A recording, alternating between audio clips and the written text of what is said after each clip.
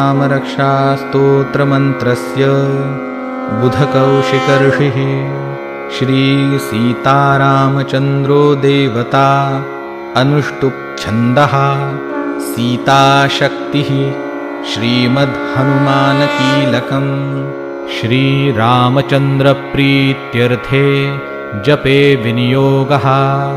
अथ ध्यानम् ध्यायेदाजानुबाहुं धृतशरधनुषं बद्धपद्मासनस्थं पीतं वासोवसानं नवकमलदलस्पर्धिनेत्रं प्रसन्नम् वामाङ्कारूढसीतामुखकमलमिलल्लोचनं नीरदाभम् नानालङ्कारदीप्तं दधतमुरुजटां मण्डनं रामचन्द्रम् इति ध्यानं चरितं रघुनाथस्य।